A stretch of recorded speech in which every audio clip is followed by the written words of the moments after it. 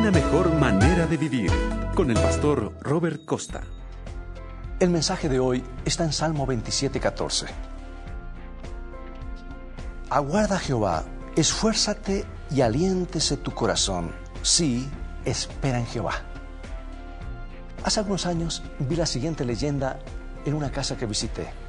Señor, dame paciencia, pero por favor apúrate. A nadie le gusta esperar cuando lo que espera es alivio del sufrimiento u obtener algo que le gusta. Pero precisamente la demora que nos vuelve impaciente, mejor dicho, es el instrumento que Dios emplea para desarrollar nuestra paciencia. Y al hablar del pueblo de Dios que espera su liberación durante el tiempo de angustia de Jacob, mi escritora favorita declara, dice, la misma dilación que es tan penosa para ellos es la mejor respuesta a sus oraciones. Mientras procuran esperar con confianza que el Señor obre, son inducidos a ejercitar su fe, esperanza y paciencia como no lo hicieron durante su experiencia religiosa anterior. Qué gran verdad, ¿no es cierto? Pero no necesitamos esperar hasta el tiempo de angustia de Jacob para desarrollar la paciencia. En realidad, no debiéramos hacerlo.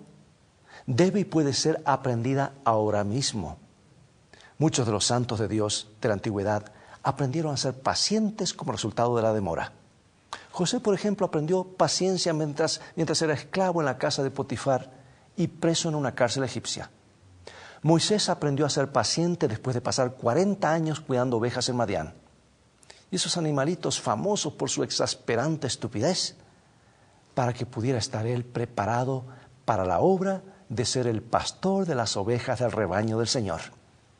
Y del mismo modo David, el autor de nuestro versículo, aprendió paciencia no solo como pastor, sino como fugitivo de Saúl, mientras esperaba que Dios cumpliera su promesa de hacer de él el próximo rey de Israel. Se necesitaba paciencia para no dar muerte a Saúl en la caverna de En-Gadi o en el collado de Aquila y dejar que Dios desarrollara su plan a su debido tiempo y a su manera, pero valía la pena. El autor de Hebreos nos dice que os es necesaria la paciencia para que, habiendo hecho la voluntad de Dios, obtengáis la promesa. Y la promesa a la que se refiere el apóstol es la segunda venida de Cristo. Pero por supuesto se aplica a cualquier promesa que Dios haya hecho y que no se cumpla inmediatamente. Cuando Dios hace una promesa, cumple su palabra. Y si somos pacientes y sumisos a su voluntad, entonces veremos que su voluntad comienza a hacerse en nuestras vidas y tendremos la seguridad mental de que estamos haciendo la voluntad de Dios.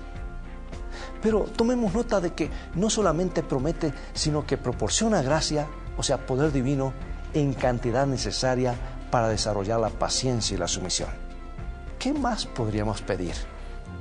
Porque ser pacientes y saber esperar es la mejor alternativa y es siempre una mejor manera de vivir.